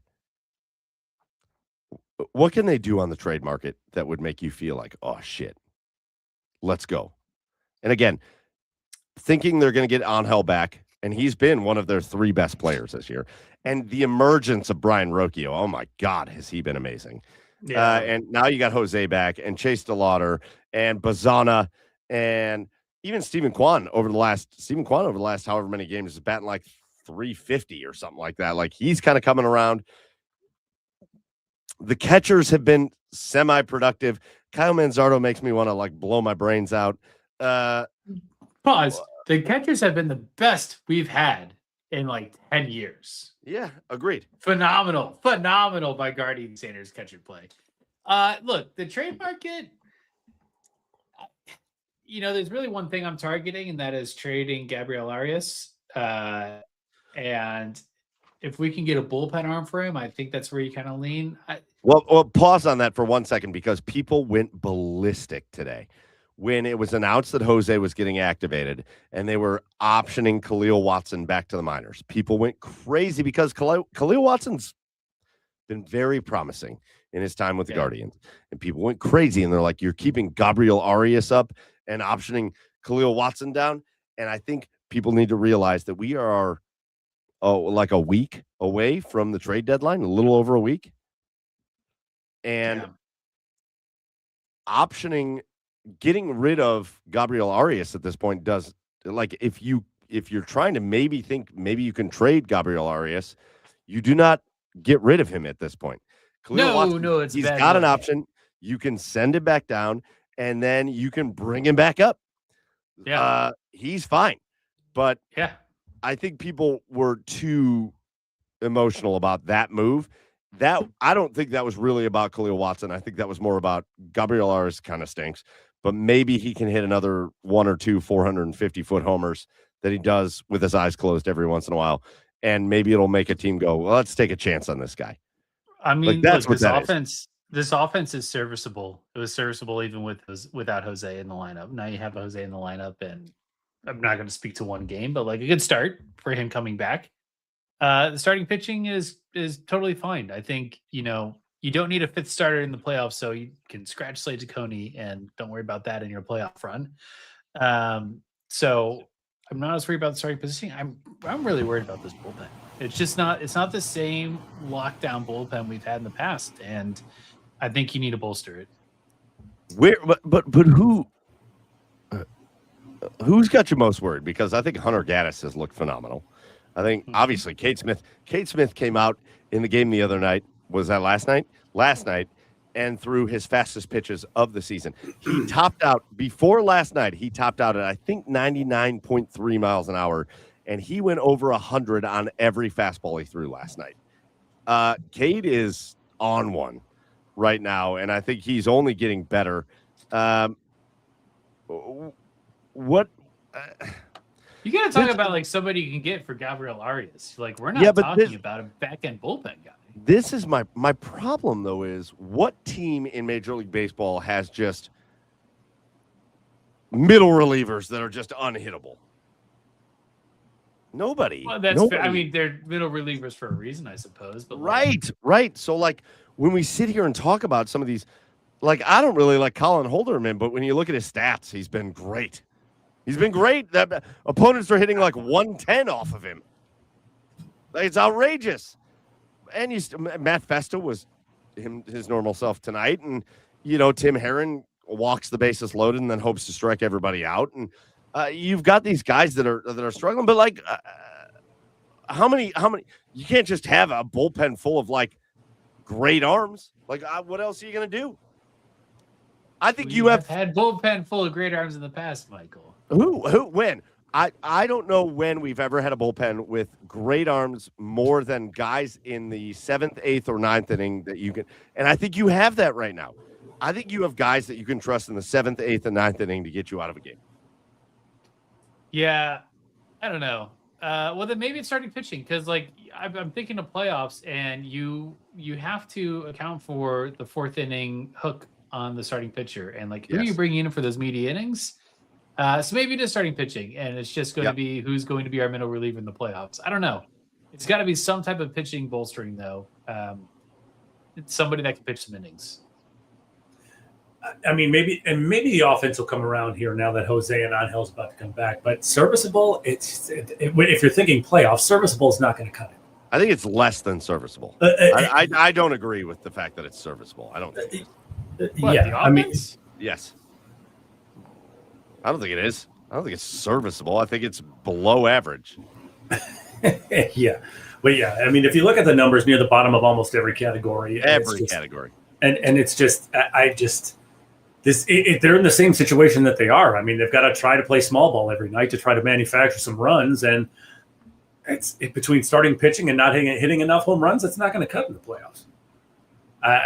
But I mean, we have to deal with it, I guess. I'm not expecting them to do it, but they just, this lineup needs some more. And again, maybe it'll turn things around getting Angel and Jose back, because Angel was having a career year before he got injured, and Chase DeLauder has remained steady. So maybe it will get better, but like right now when Jose was out, it was boring and it was ugly. And I think they were fortunate to win the games that they won. Yeah, listen, again, the catchers have stepped up a little bit. Rhys Hoskins has had his times here and there, but he's inconsistent. Kyle Manzardo's been rough. He had one very hot stretch, but otherwise it was not great. Bazzana, fine. He's a rookie, and he's an all-star, and he does good things. Rocchio is a revelation. Ramirez coming back will be great. Martinez coming back will be great. Steven Kwan can't be soft. Steven Kwan is soft, and he can't be soft. Stop being soft. Hit the ball hard and figure it out. DeLauder, good. But you still have a couple spots in that lineup that need to get better. You need to get better. Yeah, first base has to be better. Yeah. DH has to be better than what these guys are trotting out there now. Like, you got to improve the offense. You have to. Sure. Yeah. I mean, I'm sure once Angel comes back, everybody will rest easy because I'm sure Petey Halpin will get sent back down. But by the way, that celebration was the greatest of all time. Petey Halpin homers, and Guardians hitting coach said, if you can just hit a home run after your first home run, after your first major league home run, when you come back into the dugout, you can just slap me right in the face. And he fucking did. He lined it up and hit him square in the face. That was beautiful. Petey Halpin with the 2-homer night the other night. Yes. Joe, I agree with you. I think there is some pitching help needed. But offense, this is not a serviceable offense. They have to get better offensively. They have to. It's gross. P.S. Fun fact. Yeah. Oh, go ahead, Joe. No, you're good. You're good. Go ahead. I want to say, fun fact. I just learned tonight that the Guardians/Indians are not the longest franchise, or are not the franchise in the 4 major sports that has gone the longest championship drought-wise. Do you know that? I didn't know that. Well, they are the longest in baseball. That's what I always They're the longest in baseball, but of the 4 major sports, they're not. The Arizona Cardinals, the NFL, are longer. Isn't that crazy? A little fun fact. Cardinals. That's my little Snapple Cat fact for you. Cardinals are the oldest franchise in football as well. Yeah, it's crazy. Which is wild. Really? Huh. Yeah. Oh, yeah. All right. One last thing that I wanted to touch base on tonight before we get to our cheers of the week. I want to go to college football for a minute. And I have 2 questions for you guys. I want to go to one. I'm a fan. I graduated from Texas A&M, so I'm a fan of the Aggies. I'm not SEC guy. I think that's the dumbest thing ever. I've said that on this podcast a lot of times. But how about this rumor that the SEC is going to break away from the NCAA? Yeah. What the fuck are we doing? What are we doing? South always wants to secede.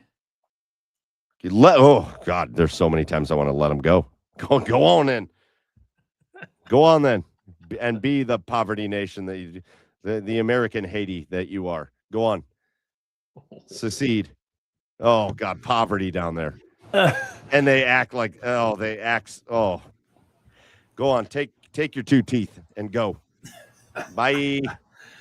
I mean, the Big Ten is talking about it. So the major conferences, all the major conferences are talking about doing it. For what? Right? Just because they want to break away, huh? Just because they want to regulate themselves, I think. Right? I mean, I've heard this before. I haven't looked too deep into it. Yeah, I haven't looked too deep into it, but I think they want to just kind of be their own independent. This is what's independent wrong operation. This is what's wrong with so many things. You give a little, and you give an inch, they take a mile. You give an inch, they take a mile. And we could be talking about we could be talking about college football. We could be talking about business. We could be talking about politics or whatever. Just give an inch, and somebody will take a mile. For sure. There's no barrier on self-respect. There's no barrier on. It is just give an inch, take a mile. Give an inch, take a mile. And that's why we are in the place we are in all things, is because everybody feels like you just have to be a guardrail against everything else. In college football, we're going to break away from the NCAA. Listen, I see what you're saying. I know what you're saying, but I don't blame him. I don't blame him. In the competitive world of major college sports, this is all the NCAA's fault from not regulating this type of stuff from the start, right? When they didn't regulate this whole NIL, when the money became legal, it opened the floodgates. When they didn't, yeah, but how's this going to change anything? When they can be their own independent operation? Yeah, the SEC is going to regulate the money better. Yeah, I'm sure it is. They're not going to. They're not going. So good at that in the past. No, they're not going to, but this is the mile that you're talking about. great. All right, go on. Separate out from the NCAA, and Yeah. then we'll have an SEC national champion and a Big Ten national champion, and somewhere all of a sudden the NCAA national champion is going to be like Connecticut. Yeah. And Yeah. I would love a Boise and Connecticut natty. To be honest, this is exhausting because it's not. That NIL thing was easy and they biffed it. Yeah. Yeah. It was easy. These guys should make money. Sure. You're going to sell a number 4 jersey in Ohio State bookstores. Number 4 should make some money off of it. Yeah. But like, again, you just can't help. You can't help it. These people, it is the people in charge of making rules just can't help it. Be like, oh, well, if we do this, though, we can make more money. Someone's always going to find a loophole. We can make more money. Yeah. It is exhausting. The NFL's doing the same thing. Exhausting. Like, oh, wait, I can put 17 more games over in Europe to get more money? Okay. It's exhausting. We're just 5 years away from an international Super Bowl. Let's go. Put that Imagine shit in that. Saudi Arabia. Move them all over there. Fuck. Make the Browns be the first one. Bye. You imagine that? That's like a 7 a.m. Super Bowl on a 7 a.m. Super Bowl on a Monday morning. I can't wait. I can't wait to wake up at some weird time and watch the Riyadh Browns take on the New York Giants. Like, I can't wait. Based in Dubai. See ya. I don't know, man. I don't know. All right. We were going to talk about the Browns a little bit, but we'll do that next week as it's already almost 11 o'clock. But we will do that next week because there is stuff to talk about with the Cleveland Browns, and we have got training camp coming up, which will be something we can talk about next week as we get to the end of July. But, boys, we are here. End of July, we're about ready to talk about the Browns training camp. From there, preseason football is about ready to come on. My least favorite time of the year because everybody's going to be like, Taylor Green should be the starting quarterback, and I'm ready to die about that. And then the fall's getting here. So it is, Joe, we talked about it at the start of the show. It's the dog days right now, but we're about to get into some really fun times in sports. So hang on with us because we're going to have a fun time doing it. Last thing we got to do our cheers of the week where it's the opposite of the asshole week. Somebody deserves a cheers this week. And who are we going to give it to? Chad, why don't you start us off? Give it to my girls, man. Just keep battling. I got to cheers them because they've earned so much ice cream over these last few playoff games. Hell yeah. Just because they've been battling. Hell yeah. Okay? So, yeah, cheers to my girls. Joe, cheers of the week. I got cheers Jose Ramirez for coming back and getting 2 knocks. Come on, day one, get the break out of here. Man. Let's go. I'm so excited he's back. Let's go. Yeah, listen, Jose, just seeing him back out there, and he gets up there in his first at bat back. It was my cheers of the week too, was Jose, but seeing him back there for his first at bat, getting a hit, it was a beautiful thing. Man, cheers of the week. Outside of that, who else? You know what? I'm just going to give you guys our friends in the chat.